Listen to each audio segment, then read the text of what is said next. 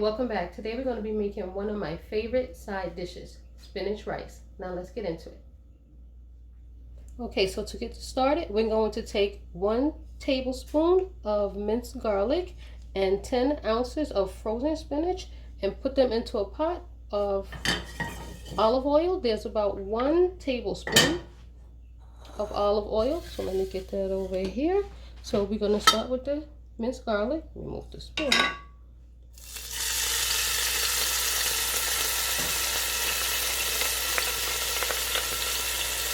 And then the 10 ounces of spinach. It's frozen spinach. We're going to get that in this pot. And we're going to let that simmer for about 5 minutes before we add our additional ingredients. So let's close the pot and let this simmer for about 5 minutes, and then we will be back. Okay, now that our spinach has been simmering with the garlic for 5 minutes, what we're going to do now is add some additional ingredients. So here I have a can of coconut milk that I've already opened. So I'm going to pour that in here.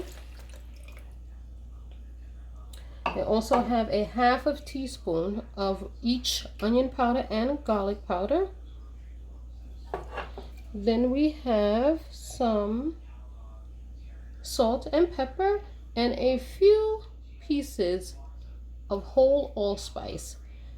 The pepper was about a ¼ teaspoon and the salt was about a ½ teaspoon of kosher salt. So I'm just going to give this a stir. And what I want to do is let this now simmer with the coconut milk for at least 5 minutes before we add the rice. At this point also I want to go ahead and add 2 stalks of scallions. So just cut up some scallions, and I want to go ahead and bring this to a simmer for about 5 minutes to cook the coconut milk a little bit before we add our rice. Okay, now that our spinach is to a nice simmer, and so on medium heat, what I'm going to do at this time is add 2½ cups of pre-rinsed parboiled rice. So I already went ahead and washed the rice.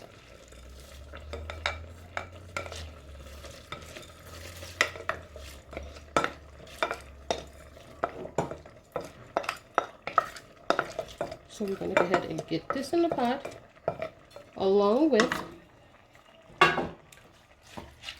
some water. So let's give this a quick stir here. Just want to mix that spinach up in this pot with the rice, and let's go ahead and add some water. So I have here, I'm going to add about, let's see, 1½ cups of water. And this is the type of pot that you have to really let steam. You want to let this cook slow. You don't want to let it cook fast. So you want to just watch it.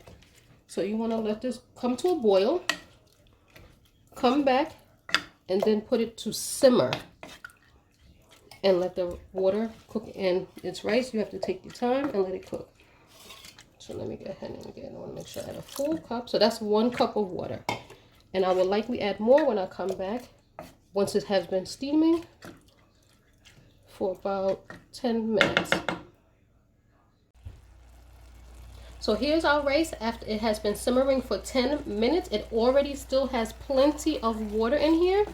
So at this point, I'm only going to add like a ¼ cup more of water. That's it. And also I want to add 1 Scotch bonnet pepper.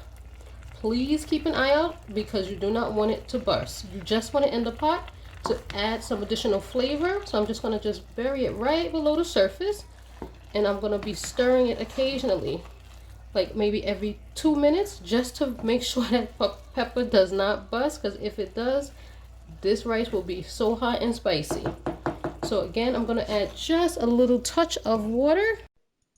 Now let this steam for about 10 minutes and we'll be back. So here is our rice after it has been simmering for an additional 10 minutes. Also, at that point, what you want to have done is taste it to see if you wanted to add maybe a little bit more salt or some seasonings. It's up to you, onion powder, garlic powder, whatever you like to add based on your flavor profile. But I added a touch more salt and a little bit of garlic powder. So here's that pepper, whole. I was really tending to it to make sure it didn't bust. And also you want to steam it for the last 10 minutes with the top off, so it can really absorb that water and evaporate any additional excess. So as you notice, you see, all the grains are nicely still separated, although it has spinach in it. It's not sticking, it's not burning. So your goal is to really simmer.